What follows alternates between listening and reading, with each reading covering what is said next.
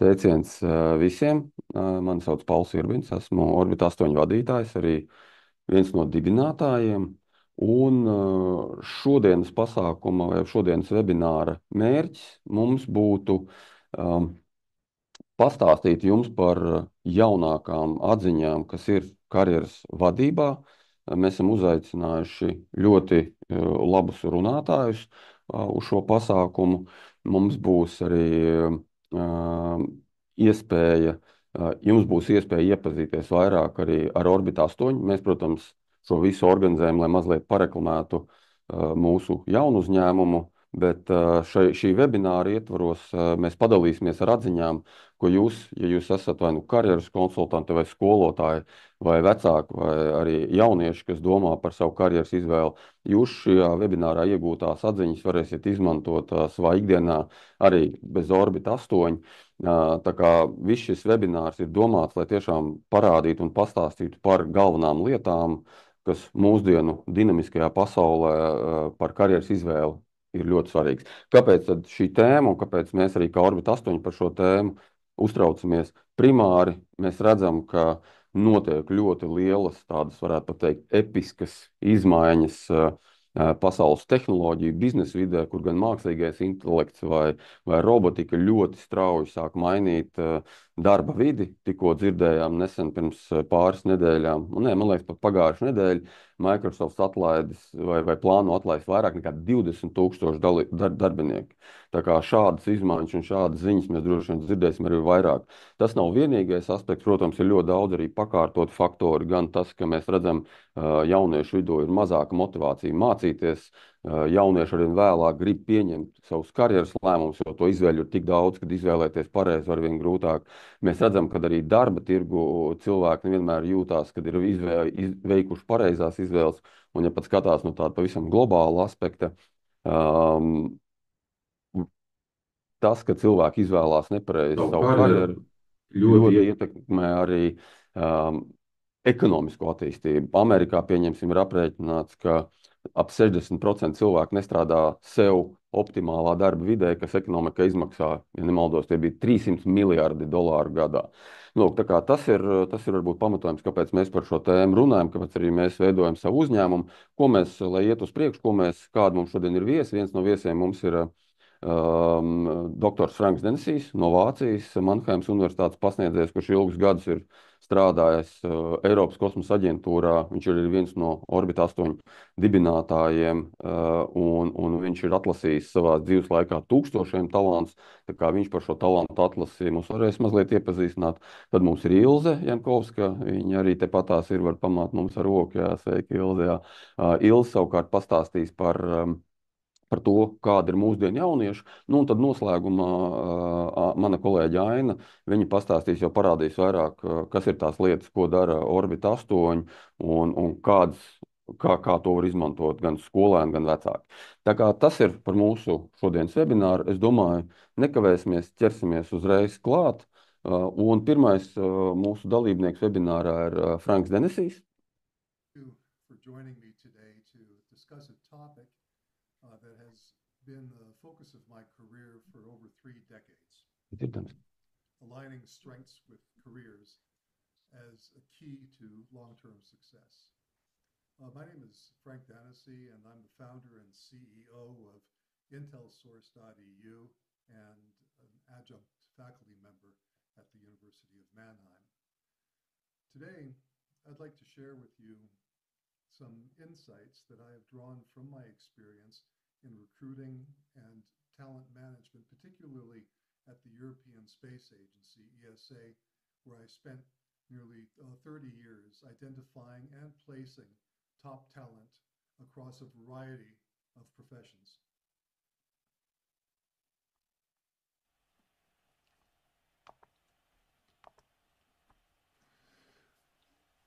Throughout my career, I have conducted over 15,000 interviews and placed more than 2,000 staff in positions spanning a range of professions, including engineers, scientists, business professionals, legal experts, communications experts, managers, and even astronauts. This breadth of experience has provided me with a unique insight into what makes a career successful and sustainable, and how to ensure the best fit between people and the roles they assume.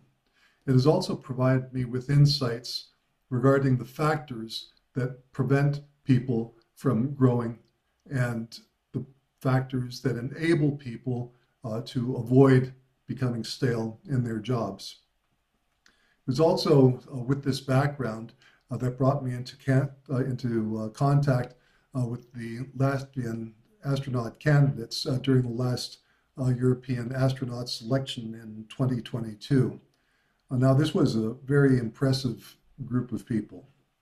And despite the huge number of applicants from across Europe, 22,000 in total, and the comparatively small population of Latvia, the Latvian candidates progressed far into the selection process. And one of them, Paul Urbans, I'm delighted to say, is the moderator of our event today. So what is it that actually determines the best talent? One key lesson from my career is this: recruitment is not about labeling candidates as good or bad. It's also not about determining who is better or worse. Instead, it is about finding the best fit between a candidate's profile and the requirements of a particular job and role. The idea of a perfect candidate is a myth. What we are typically looking for is the greatest amount of alignment between the candidate's profile and the requirements of the job. So then that leads of what actually determines the best fit. Are we looking for people who have the most solid knowledge? Is it about the infamous soft skills? Is it about attitude and who is the most enthusiastic? In my experience, there are three elements that really play a role here and that determine the best alignment. The first is indeed the profession. What profession does the individual have in order to succeed in the position? And here, one of the most important considerations is to make certain that there's a good alignment between the profession and the abilities, aptitudes, and interests of the individual in that profession. So someone who, for instance, has a natural strength in problem solving and in numerics, mathematics, would very possibly do very well in the engineering or in a technical field. The second vital element is the role. Now, the profession says what line of education the person traversed. The role indicates what the person actually does once they have completed their education. So how do they apply their education? And here, the primary focus is on the personality characteristics of the individual. As an example, if somebody studies engineering, there are various things that the person can do with that degree. They can go into research and development. They can go into project management. They can go into research. Academic research. They can go into sales, and they can go into numerous other areas. The best fit will be determined by the personality of the individual. So if somebody has the tendency to be introverted, working in splendid isolation, doing research and development work might be the best fit for the person. Whereas if somebody tends to be an extrovert, then working in sales might be the best way to go.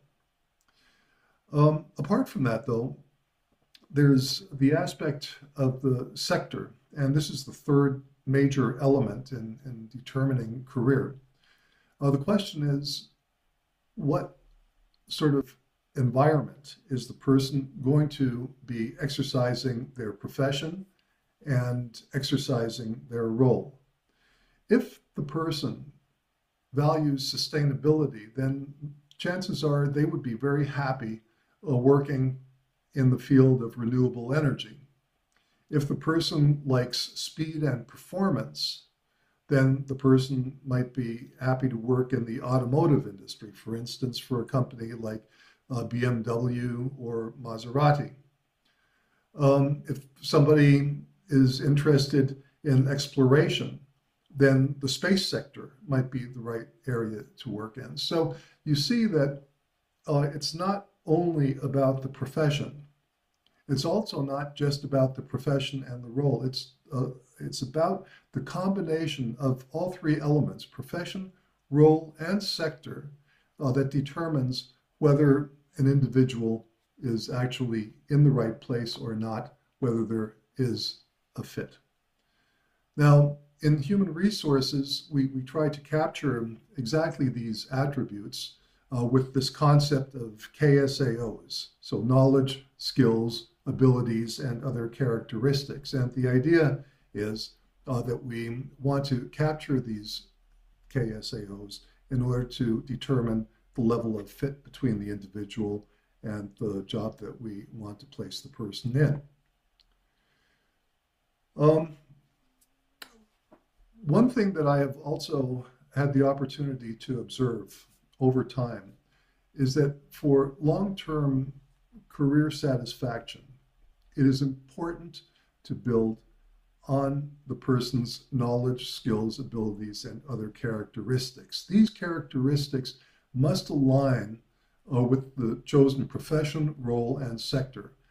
And if this alignment is achieved, it doesn't only foster the competence of the individual, but it also fosters the intrinsic motivation. And this motivation is crucial for a happy and fulfilling career.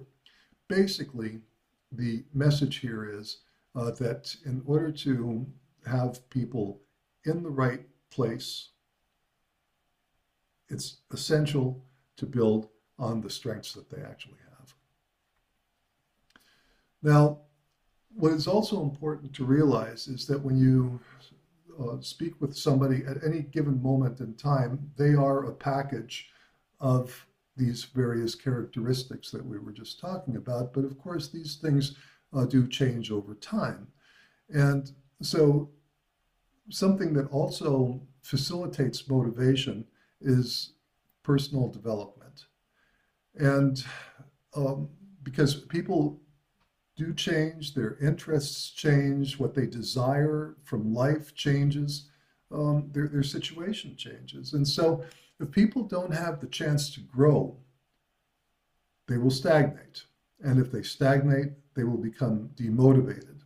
However, also, even if they are given the chance to grow, if the efforts to grow are unsuccessful because there's a misalignment between the focus of the development and the characteristics, the KSAOs of the individual, then it's also very likely that the person will stagnate and become demotivated.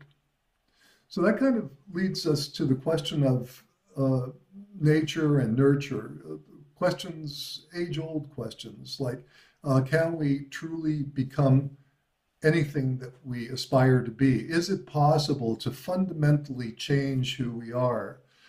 Should we focus on improving despite our limitations or because of our limitations?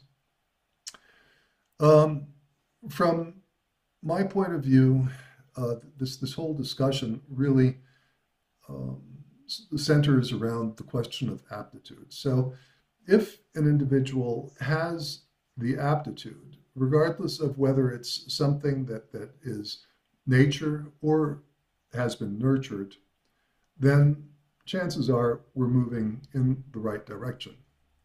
So, also in the context of development, focusing on these characteristics of the individual and not just focusing on them, but actually building on them, building on the abilities, the aptitudes, the interests, the personality, the values of the individual.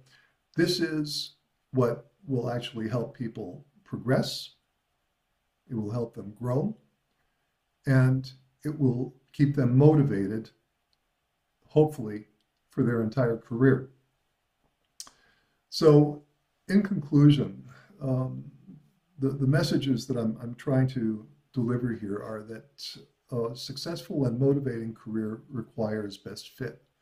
This means matching aptitudes, abilities, and interests with the profession, matching personality with the role, matching values with the sector. And through this, intrinsic motivation can be achieved. And this in turn ensures sustainability. However, this can only be achieved if we truly understand the individual's aptitudes and if we continuously build on these aptitudes.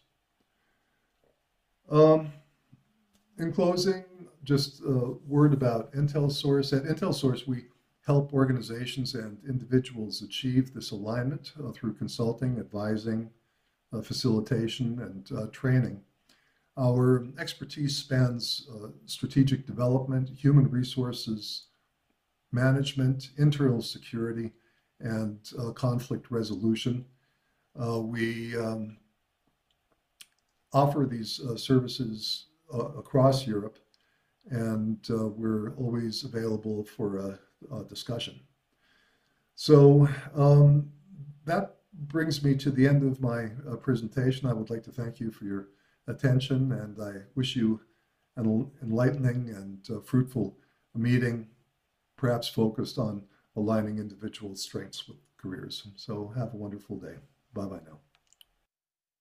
Jā, tad paldies Frankam par interesanto stāstījumu. Jāatzīst, ka mana pieredze ar Franku un man kontakti ar Franku sākās, kad es tiešām piedalījos Eiropas kosmosa aģentūras astronautu atlasē.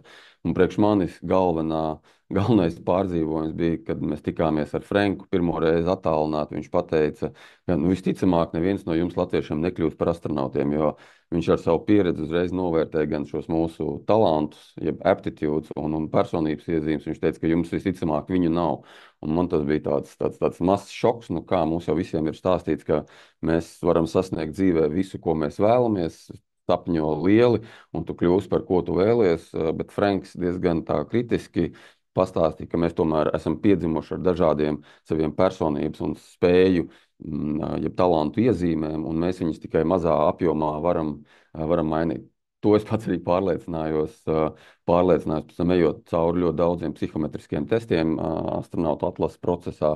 Par astronautu, kā jūs redzat, es neesmu kļuvis, bet pateicoties šai pieredzē, varbūt ir izveidojies Orbita 8.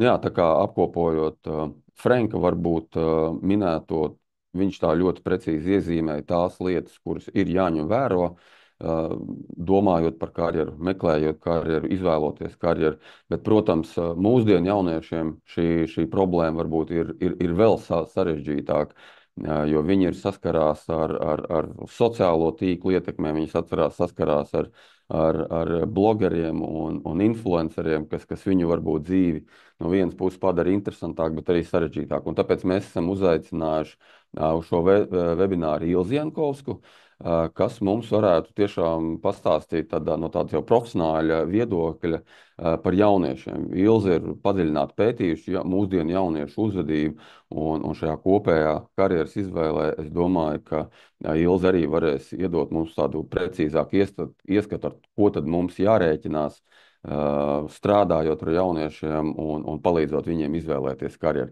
Ilze, tev vārds. Labdien visiem! Paldies, ka uzaicinājāt mani.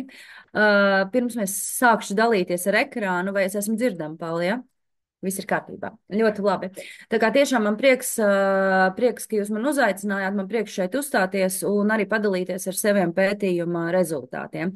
Es gan gribētu iezīmēt, ka mans būs tas pagrieziens, ko es jums stāstīšu un ko es rādīšu no pētījumiem, tas nebūs tikai par jauniešiem, tādēļ, ka es esmu pētījusi, kā virtuālā vide ietekmē vispār sabiedrību, patērētājus un kā mēs varam iespējami mainīties, bet te arī parādās tas paradoks, tikko kā mēs sakam virtuālā vide, tā mēs domājam par jauniešiem. Bet vai tas tā ir, to es arī varbūt parādīšu tūlīt savā prezentācijā.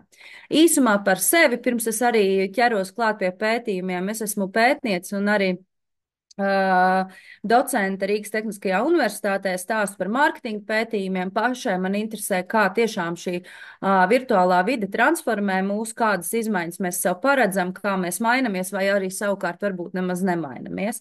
Un, protams, es mēģināšu arī nedaudz ieskicēt par to un parādīt arī tieši no šīs Z paudzes griezuma, kas varbūt ir savā ziņā vai vismaz mēs pieņemam ietilpīgākie darba stundu laikā un kā darba spēks, un kas tagad ienāk tirgu un ir viena no tādiem aktīvākiem. Labi, es tagad dalīšos ar ekrānu.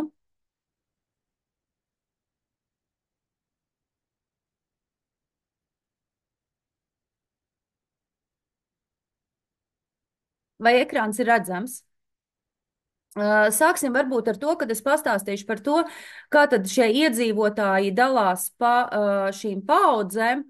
Un tagad tādā apritē, protams, varbūt ar kaut kādiem izņēmumiem ir kāds 120 gadnieks, bet mums ir vienlaicīgi 6 paudzes, ienāk jaunākā paudze, kas ir Gen Alpha, tad ir Gen Z, kas ir līdz 15 līdz 24 gadiem, mileniāļi, no 25 līdz 39, Gen X, kas ir no 40 līdz 54, baby boomeri, kas ir no 55 līdz 79, un tad ir tā klusā paudze vai silent generation, kas ir angliski pieminēts no 80 un vecāki. Tas, kas interesanti parādās, tad, kad mēs runājam par paudzi Z vai liekam kādai paudzei ļoti lielu uzsvaru, ir jāsaprot, kā viņas sadalās savā starpā. Un tas, ko mēs redzam, ka faktiski sākot no 55 gadiem tāda cilvēka īpatsvars Latvijā iedzīvotājs struktūrā ir 35%. Tā kā, ja mēs skatāmies tādā griezumā 60 plus, savukārt tie arī ir pie 29%, un tas ir milzīgs daudzums, ka katrs trešais ir 60 plus, kad es rādu saviem studentiem, viņi ir ļoti, ļoti pārsteigti, ka šādā veidā tas dalās mūsu īpatsvars. Savukārt tā paudze, par kuru mēs šodien gribam likt uzsvaru, Gen Z, kas ir no 15 līdz 24 gadiem, vai tie sauktie jaunieši, jauniešus mums vispār skaitās līdz 29 gadiem, bet tas atkal ir savādāks griezums, tie ir tikai 10%. Tas ir viens, kā mēs dalāmies par cilvēkiem, bet ir otrs griezums. Mums jāņem vērā, ka mūsu dzīve tomēr ir lineāra, un tādēļ man arī labāk uz to skatīties ir lineāri. Mēs redzam tādu lietu, ka ja mēs pārvēršam mūsu potenciālu un tos cilvēku, tā kā cilvēks piedzimst nomirst, un mēs gribam apskatīties, kāds tad ir viņa potenciāls no darba stundām, ja mēs runājam par darba spēku, tad mēs redzam, ka 34% potenciāli var, ņemot vērā vidējo darba stundu skaitu gadā, kas ir 1860 stundas, un cik viņi sāk strādāt, un kad ar kādu koeficientu ir aprēķināts, ka viņiem būs 34%, pašreiz viņiem ir šī kapacitāte dota.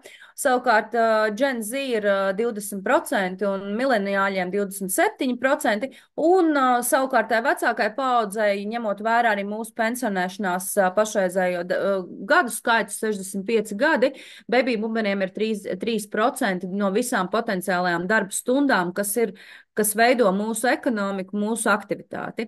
Bet, protams, ir tas jautājums, vai tā ir tā produktivitāte, kas šajās stundās ietilpst. Un, ja mēs salīdzinām arī, kas ir tāds ļoti lielais tas paradoks, mūsu sabiedrība veido 29% baby boomeru, bet viņiem ir tikai viņi var kaut ko pienest no tādas ekonomikas aspektiem vai darba stundu aspektiem, tikai 3% darba stundas potenciāli skatoties uz priekšu. Un tas arī ir jāņem vērā, kad mēs domājam gan par sabiedrību, gan par kopējiem procesiem, gan arī, protams, par sabiedrības ilgtspēju kā tādu. Tālāk, protams, ir jautājums, kā šīs stundas, ja mēs redzam, jā, jaunākai paudzē šīs stundas ir vairāk, bet ir parādījies tāds pilnīgi jauns fenomens, nu ne fenomens, tas parādījās jau ar internetu, bet pēdējos gados tas ir ļoti, ļoti izplatīti. Mēs ar vienu vairāk laika pavadam virtuāli. Un kādēļ tas ir izplatīti un kad tas notika, šis lielais pavērsiens, kad es arī izstrādāju disertāciju un strādāju ar šo pētījumu, šis pavērsiens notika Covida laikā, jo mūsu dzīves pēc nosacījuma visas pārcēlās uz virtuālo vidi. Nu, nebija iespēja tikties klātienē, nu, bija kaut kādas atsevišķas profesijas, kurām bija nu, šī neatliekamās klātienes vajadzība, bet tomēr mums visiem pēc noklusēm bija jāstrādā, jāmācās un jādara visas citas, jādraudzējās un visas citas lietas attālināti. Tādēļ mums šī virtuālā dzīve kļuva laikietilpīgāka un mēs vairāk pavadam virtuālā vidē nekā reālajā dzīvē. Un kas parādās, es pētīju tieši, kā tad mēs vispār mainamies tajā virtuālajā vidē un kā mainamies, tad es to darīju caur sociālajiem tīkliem un tādēļ līdz ar to arī 2 gadus pēc kārtas es atkārtoju jautājumu par sociālajos tīklos pavadīto laiku. Jā, 70% no visas sabiedrības, nu, tas ir pavada vairāk kā 1 stundu sociālajos tīklos, bet pēdējā gada laikā ir parādījies, ka no 7 uz 13% ir pieaudzis to cilvēku skaits, kas sociālajos tīklos vairāk pavada nekā 5 stundas. Tad mēs varam iedomāties, ka katrs 10. cilvēks katru dienu, tas ir viņu pašvērtējums, protams, tas nav tāds uzskaits, bet ja skatās arī citus datus, kur bez šī cilvēka pašvērtējuma iesaistas, tad atsevišķos parametros tas ir pat vēl augstāks. Un mēs redzam, jā, ka 13% pavada sociālajos tīklos vairāk kā 5 stundas. Un arī kopumā, ja mēs pavadām vairāk kā 1 stundu, un tas ir tikai viens no virtuālajiem vai metaverse veidiem, mums taču ir arī vēl citi saziņas līdzekļi, kā piemēram Zoom strādājot vai dažādi Microsoft tīmi, kur mēs strādājam attālināti, un citas formas, tad šitajā vienā no metaverse veidiem mēs pavadām tik ilgu laiku.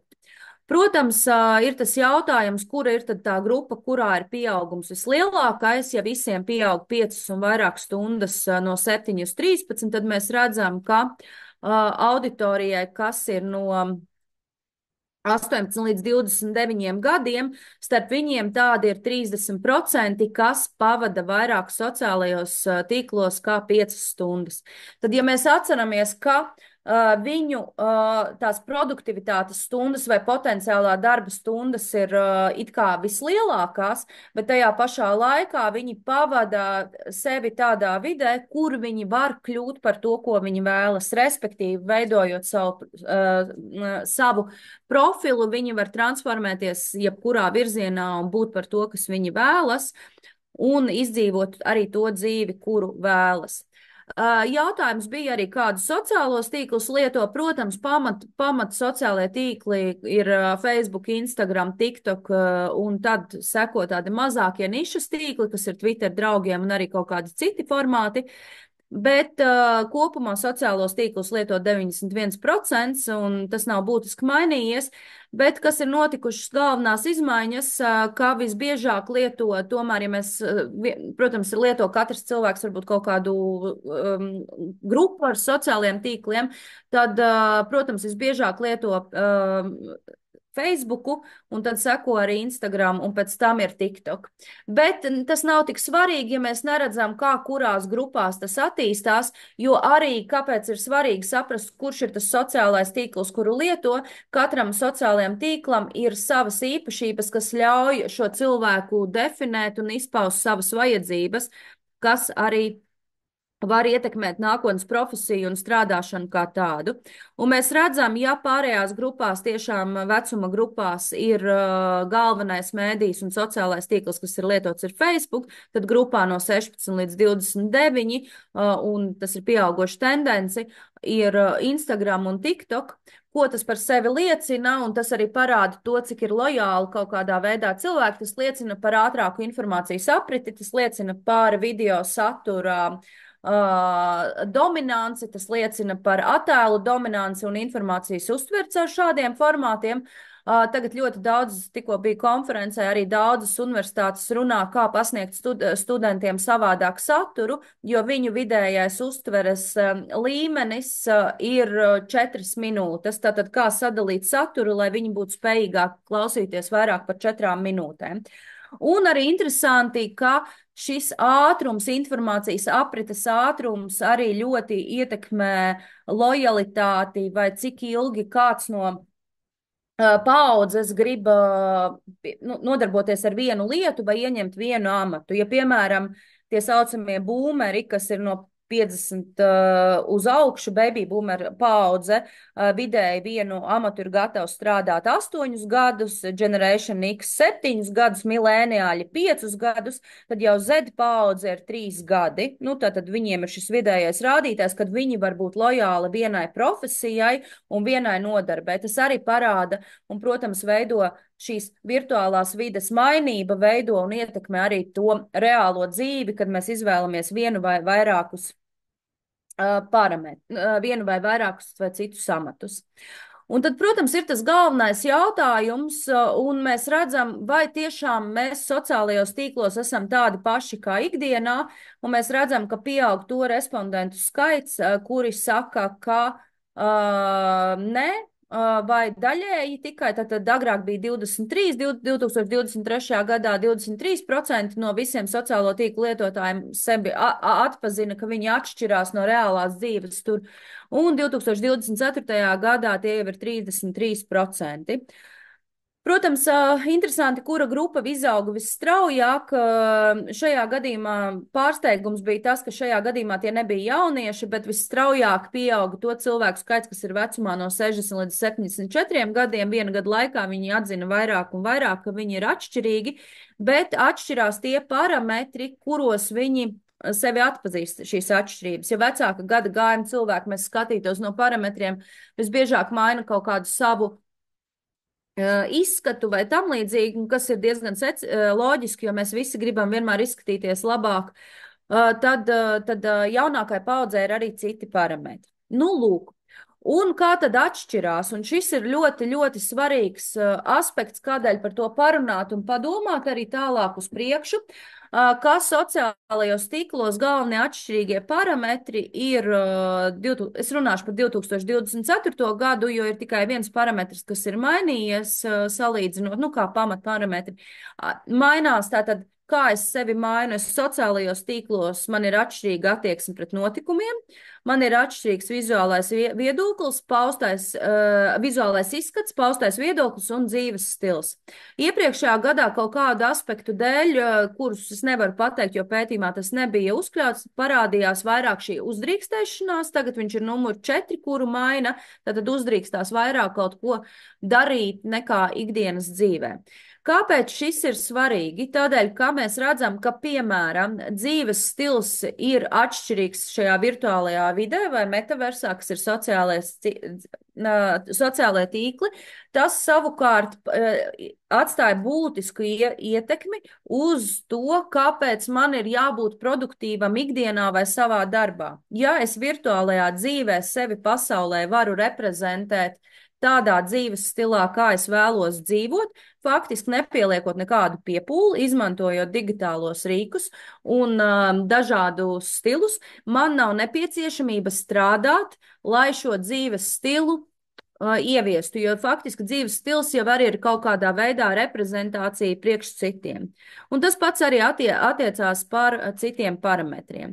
Tas, ko, ja mēs gribam uzsvērt jauniešu auditoriju šajā gadījumā 2023. gadā un 2024. parādīšu tos stabiņus, mēs redzam vienu lietu, viņu stabiņš 16 līdz 29 gadi ir visaugstākais. Ko tas paredz? Ka viņi izmanto un atzīmē, ka viņi maina visvairāk parametrus nekā citas vecuma grupas, viņi visplašākā amplitūdā un spektrā to izmanto. Jā, viņiem arī 2023. gadā bija šis uzdrīkstēšanās, ka viņi atzina, ka viņi ir savādāk sociālajos tīklos. sekoja dzīves stils un paustais viedoklis, tādēļ arī jauniešiem šis paustais viedoklis ir ļoti atšķirīgs, un viņiem ir lielāks procents nekā citām grupām, tas ir varbūt ar to zilo krāsu grūti atšķirt, viņi arī maina profesijas. Respektīvi, viņiem šī profesija reālajā dzīvē var neeksistēt, bet virtuālajā dzīvē viņi mierīgi izdzīvo to profesiju, kuru vēlas. Faktiski tie pārbaudas parametri mums nav ļoti grūti iespējami. 2024. gadā, ja skatās uz to spektru, jā, samazinājās uzdrīkstēšanās aspekts, bet vizuālais izskats, attieksme, dzīvesstils un paustais viedoklis palika arī top, nu, kā vienas no tādām top pārmaiņu aspektiem. Un arī tas, ka viņi tiešām turpina izmantot vairāk kā citas vecuma grupas, lai sevi mainītu caur sociālajiem tīkliem. Un šeit, salīdzinot tieši Z paudzes to atšķirīgo, mēs redzam, ka, nu, to, ko jau arī minēju, vizuālais izskats vairāk parādās, ka, bet, nu, tur ir ļoti grūti saprast, kas ar to tieši šajā gadījumā domāts, bet tas ir droši vien izmanto ar vien vairāk dažādākas bildes sevi pielāgo un arī sev palielina to atšķirību starp reālo es kā cilvēku. Tas varētu liecināt, ka nu, mēs kļūstam ar vien savādāki un tā virtuālā dzīve, jo tas laiks, kas tur ir pavadīts, mums kļūst dominējošāki, sevišķi šī paudzē, bet tas ir hipotētiski, tas nav pierādīts, jo es šos pētījumus arī turpināšu. Un, jā, nu, un, protams, ir arī jautājums, ja mēs runājam ar reāliem jauniešiem un viņi pauž kaut kādu noteiktu viedokli, tad attieksme pret notikumiem ir pilnīgi savādāk, paustais viedoklis ir savādāks un arī tajā pašā laikā arī dzīves stils ir viens no ļoti, ļoti svarīgiem aspektiem, ko viņi maina un izdzīvo tieši virtuālajā vidē, kas savukārt ietekmē reālo ekonomiku, reālo darba tirgu, reālo produktivitāti. Un no savas puses es esmu, nu, tad līdz ar to man bija ļoti interesanti klausīties, ko Franks teica iepriekšējā, jo viņš vairāk runāja par to, ka, jā, mēs varam paši, viņš lietoja tieši to pašu aspektu, ka mēs varam kļūt par to, ko mēs vēlamies, attīstot sevi, bet virtuālā vidē mēs varam kļūt par ko mēs vēlamies, neattīstot sevi, bet vienkārši izveidojot sevi un dodot citiem reflektēt. Tādēļ, ka nav mums neviens to nevarēs pārbaudīt, vai es esmu pa īstam vai ne pa īstam. Tādēļ līdz ar to tas lielais jautājums, kuru es turpināšu arī pētīt nākošajos pētījumos, atvasinot no šī, kā mūsdienu process nosaka vairāk, vai tiešām mūsu reālās vai virtuālās dzīves, kas ir tas, kas nes lielāko pienesumu arī produktivitātei, jo mēs pašreiz redzam, ka ekonomika straglo, un arī tas, protams, ir jautājums un ļoti, ļoti būtiski ietekmē visu izglītošanās sistēmu, arī motivāciju, jo mēs varam šo virtuālā dzīvē visu diezgan viegli sasniegt un izdzīvot ļoti, ļoti viegli, nepieliekot lieku piepūli, kas savukārt ir pieprasīta reālajā dzīvē. Paldies jums! Super, paldies, Ilze. Ļoti, ļoti daudz vērtīgas informācijas. Es tomēr atļaušos vienu jautājumu tev uzdot no visa tā, ko tu esi pētījusi, kam gājusi cauri. Ja tev uzdotu jautājumu tieši par jauniešiem, kas ir tas lietas, ko būtu jāņem vērā mums pieaugušajiem, kas mēģina strādāt tieši ar jauniešiem, es šī brīdī domāju, ar šo jauno, ar šo virtuālo varbūt paudzi. Kas būtu jāņem vērā? Varbūt viena galvenā atziņa, strādājot ar viņiem vienalga, vai tas būtu skolas solā, vai palīdzot ar karjeru, vai mājās ar viņiem runājot kā vecākiem. Kas būtu tā viena lieta, ko tu ieteikti mums, kas mēs esam Gen X laikam, jāskaitamies? Jā, mēs esam vairāk X. Nu, varbūt kāds no mums ir milēniāls, nu tas ir tā kā robežas.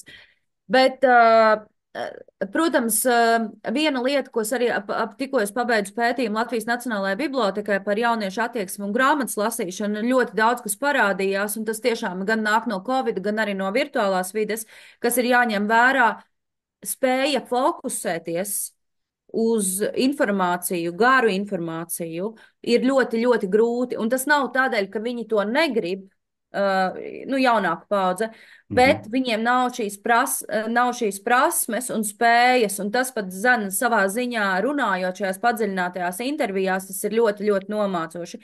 Un tādēļ nevajadzētu noņemt šo aroganto attieksmi, tu jau negribi lasīt to grāmatu vai kaut ko, bet tās ir patiesas grūtības, un jo visa šī informācijas pasaule, šī virtuālā vide ir ļoti, ļoti ātra. Un tādēļ līdz ar to man liekas, ka ir jāpalīdz, jārada tā informācija tāda, kas palīdz viņu uztvert. Bet tas nenozīmē, un šajā gadījumā te ir ļoti, te nevajadzētu ielikt to aspektu, ka jārada primitīvāka informācija. Tas nav par to. Informācija var būt ļoti sarežģīta, bet tas ir uztveres spējas, kuru ir izveidojuši šī vide, kas ir virtuālā vide, digitālā vide, digitālā. Tas ir pilnīgi savādāk. Jā, tas ļoti interesanti. Es pat nesen pats domāju, ka mūsu senči simtiem un tūkstošu gadu viņi jau visu informāciju nodeva vizuālā veidā, ar rokām, ar vārdiem, ar stāstiem, Ar atmiņu galvā atcerēšanos. Galveno atcerēšanos, jā, tā kā varbūt mēs ejam atpakaļ pie saknēm. Bet jā, Ilze, liels tev paldies, ka tu dalījies ar savu pieredzi, liels paldies arī par to pētījumu, ko dari. Es domāju, tiklīdz tev būs kaut kas jauns, tu mums obligāti saki, lai mēs atkal varētu padalīties, jo šī tēma ir super interesanti. Labi, paldies tev vēlreiz. Paldies jums. Tad mēs iesim tālāk, un webināra noslēgumā es domāju, ka mēs varētu paskatīties un kopā parunāt par to, ko tad dara Orbit 8. Mana kolēģe Aina pastāstīs par to, kādu tad šos risinājumus piedāvā Orbit 8.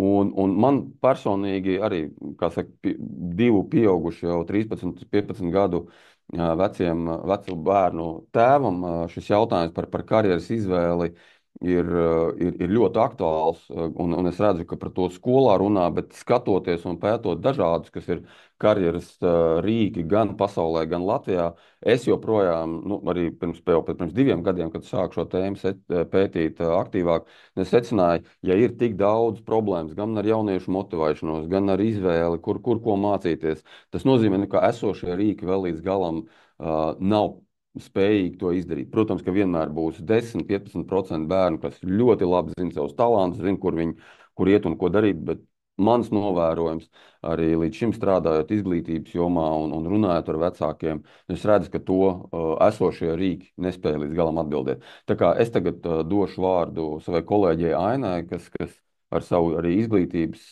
pieredzi pastāstīs vairāk par to, ko un kāpēc mēs Orbit 8 daram. Aina? Jā, paldies. Paldies, Paul.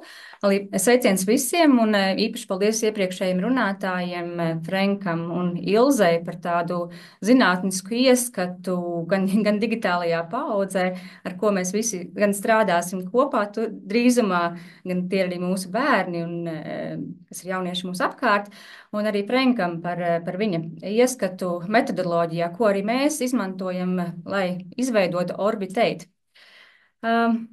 Tā, nošērošu savu ekrānu.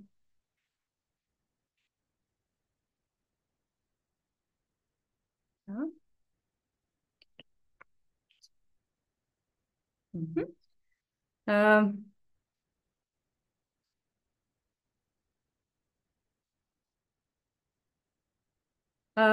Manuprāt, karjeras izvēle tiešām ir viens no sarežģītākajiem un nozīmīgākajiem lēmumiem ikviena cilvēka dzīvē.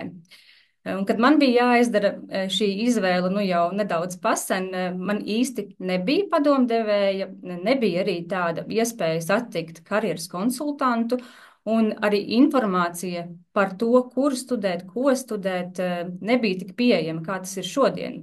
Ausīs tikai skanēja tāds vecāku padoms, pabeidz skolu un kaut kur iestājies. Es klausīju. Apjukums bija liels, bet izejas jau nebija, kaut kur vajadzēja studēt. Tas lika man pašai aizdomāties, kas tad man padodas vislabāk un kurus priekšmetus es tiešām nekad vairs negribētu mācīties.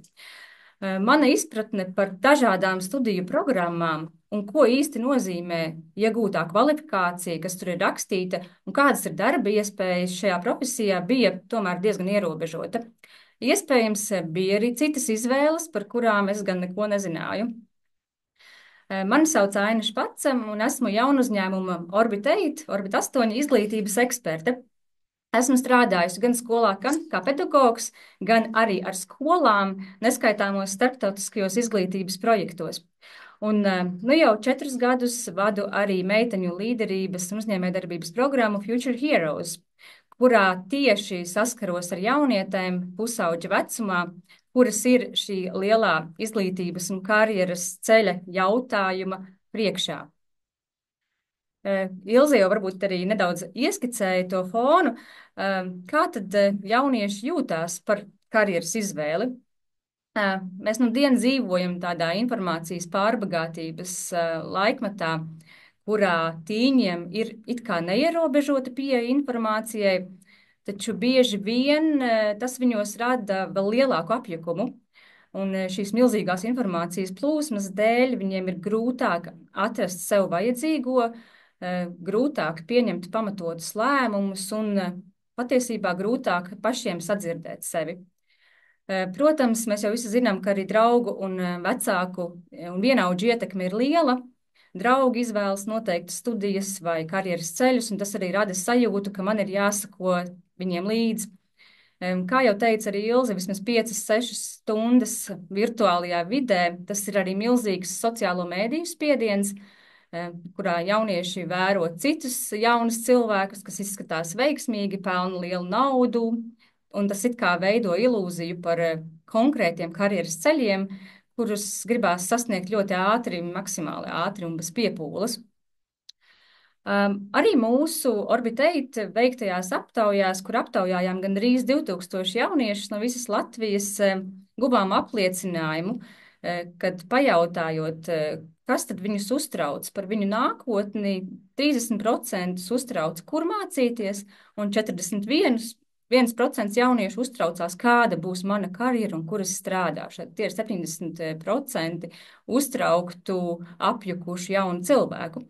Kad pajautājām, kas tad viņus uztrauc šobrīd, un arī 41% uztrauca mācības skolā vai universitātē, un domas un neziņa par savu nākotni. Jā, nu, protams, jebkuram vecākam rūp viņa bērna nākotne, un vecāki arī ļoti, ļoti sirsnīgi vēlas, lai viņu bērni pieņemtu pareizos lēmumus, kas nodrošinātu veiksmīgu un laimīgu karjeru un dzīvi. Tomēr arī vecākiem ir grūti tā objektīvi dažreiz saprast, pirmkārt, kā labāk palīdzēt saviem bērniem pieņemt pamatotus lēmumus un neizdarot tādu pārmērīgu spiedienu, vai arī dažreiz kā vienkārši neuzspiest savu viedokli vai savus sapņus saviem bērniem. Nu, te rodas tāds pamatots jautājums, kā panākt, lai ik viens var izvēlēties tieši sev piemērotu karjeras ceļu, bez visa šī stresa vairāku gadu garumā.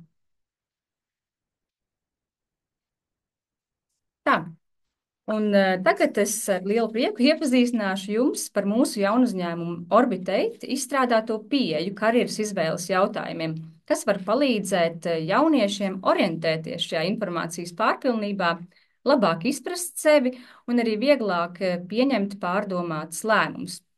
Orbit 8 digitālais karjeras asistents var palīdzēt gan ne tikai jauniešiem, arī viņu vecākiem un patiesībā ikvienam, kas vēlas izzināt sevi, apdomāt savu karjeras izvēli, varbūt pārkvalificēties. Mūsu risinājuma pamatā ir Franka Denisija karjerā un pieredzē gūtās atziņas, par kurām viņš stāstīja savā prezentācijā. Orbit 8 pēc būtības ir tāds kā 360 grādu personības novērtējums, kas aicina sev veltīt 20-30 minūtes, lai izpētītu savas stiprās puses, intereses un vērtības, pretī saņemot ieteikumus piemērotai profesijas ievirzei studijām, amatam jeb lomai šajā profesijā un konkrētai nozarei. Novērtējums paredzēts jauniešiem jau no 15-16 gadu vecuma. Šobrīd tas ir pieejams angļu valodā, bet mūsu pieredze arī liecina, ka mūsdienu jaunatnē tā nav problēma, un arī jautājumi un to nianses ir viegli saprotamas. Tā. mēģināšu tagad palaist demo un iepazīstināt jūs, kā tas izskatās dzīvē. Dodamies uz https orbit8.app. Šis ir loks, kas atverās. Tad jāveic reģistrācija vai ar savu e-pastu, vai arī jau, lai vieglāk un ātrāk ar Gmail loginu vai Microsoft Azure loginu, kas tālāk mūs aizved jau uz tādu starta lapu, sākuma lapu, kur vispirms var izveidot savu profilu, nomainīt bildīti, vārdu, informāciju par sevi, un tālāk jau doties uz sadaļu assessment, jeb novērtējums, kas ir tā pamata sadaļa, kas aizved uz jautājumu tādu aptuveni 100 jautājumiem. Tad spiežam start un sākam atbildēt jautājumus. Ļoti vienkārši, nepiekrītu, piekrītu un vēl daži citi jautājumu veidi. Spiežam next, lai aiziet uz nākamo jautājumu sadaļu, vai arī, ja vēlamies kādu jautājumu pamainīt, var doties atpakaļ back un arī veikt šīs izmaiņas. Jāizpilda tātad ir 3 sadaļas, kā jau teicu, aptuveni 100 jautājumi. Lūk, šis ir tas rezultāts, ko iegūst lietotājs. Tātad 3 studiju virziena, mācību virziena ieteikumi, 3 industrijas vai sektora ieteikumi un 3 amatu vai darba lomu ieteikumi ar procentiem un arī mazākiem izskaidrojošiem aprakstiem, ja uzspiežam šo mazo ķeksīti. Vēl mēs esam integrējuši arī mākslīgā intelekta risinājumu, kurā tad var ik viens, teiksim tā, paspēlēties ar iegūtajiem rezultātiem, ievedot vienu no 3 izvēlēm un piespiežot izveidot ieteikumus. Tātad mākslīgais intelekts izveidos tieši jums ieteicamās profesijas. Lūk, šeit var redzēt, jā, tad vispiemērotāko profesiju manā gadījumā un arī 3 citas, un var mainīt šīs izvēles, tā teikt, un paspēlēties un gūt ieskatu, kas ir šīs profesijas, kas tad man būtu vispiemērotākās. Ir arī mazs chatbots, kurām var pajautāt vēl papildus informāciju par, teiksim, izvēlēto profesiju, teiksim, kādas prasmes būtu jānostiprina, lai tajā veiksmīgi darbotos, vai vēl kaut kādus sev interesējošus jautājumus. Labā ziņa ir tāda, tad, kad izziņas process ir pabeigts, tad mēs logojamies ārā, bet var jebkurā brīdī atgriezties un atšķirībā no citiem risinājumiem jūsu atbildes ir saglabātas un var tad atkal pamainīt, ja kaut kas dzīvē vai interesēs pamainās, var iziet testu vēlreiz, pamainīt atbildes un saņemt jau jaunus ieteikumus. Tā. Te es beigšu šo mazo dēmu un atgriezīšos pie savas prezentācijas. Tātad, un nobeigumā, tad kā Orbit8 var noderēt ne tikai jauniešiem, bet arī izglītības iestādēm. Tātad Orbit8 var būt tāds kā karjeras asistents ne tikai jauniešiem, bet arī skolotājiem, karjeras konsultantiem un arī izglītības iestāžu vadībai. Jo dati no skolēnu aizpildītajiem novērtējumiem dod iespēju redzēt kopskatu par savu klasi, par jauniešiem, kas tur mācās, par savu veselu kursu, varbūt, vai par visu skolu. Kādas tad ir jauniešu stiprās puses, kādi ir viņu talanti, vērtības, kādas ir intereses? Un kā to var izmantot?